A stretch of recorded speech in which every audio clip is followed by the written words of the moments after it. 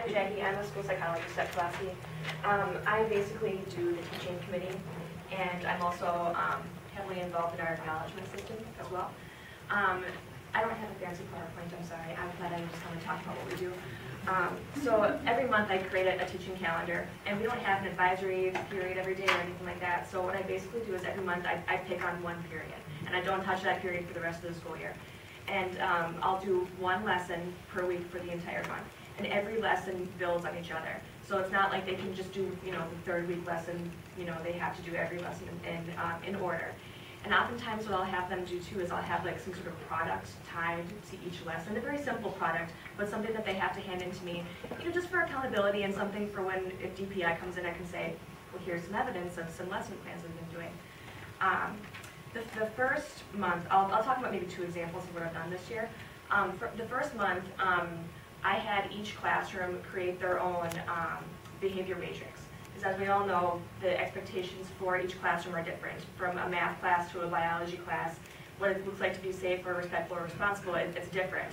So I had each classroom create their own matrix. That was week number 1. Week number 2, I had each classroom kind of self-monitor how they're doing on each of those expectations. So at the end of each period for a week, they had to rate how did we do as far as being safe? Were we safe 100% of the time? Were we safe about 75% of the time? And so on.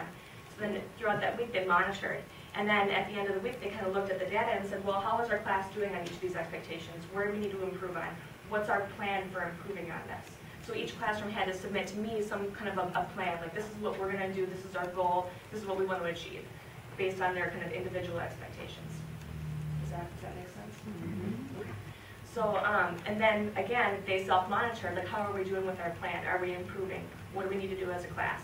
And then at the end of that month, when everything was handed in to me, every classroom that completed every lesson got some sort of incentive. And I gave 3 options that the classroom could pick. So it's not just that they participate and that's it and it's all well and fine. Like they actually kind of get something for putting the time into it and the effort. Something else I've done this school year, just because we've had a lot of issues with school climate, as we all do, but just a lot of like punitive type conversations going on with our students, like over the loudspeaker. So like those students that are coming to school every day and doing the right thing, like they're not feeling it anymore. Like they're feeling like they're being punished for coming to school and doing the right thing. I was in my office one day and there was a student in the hallway and she was doing the right thing. She was doing fine, and our principal was just kind of barking over the loudspeaker, just really negative, and she screamed at the top of her lungs, "I feel like I'm in prison!" And that, for me, that was just an eye-opener. So what I did, I make a video with students, usually maybe once a month, month and a half, 2 months, something like that.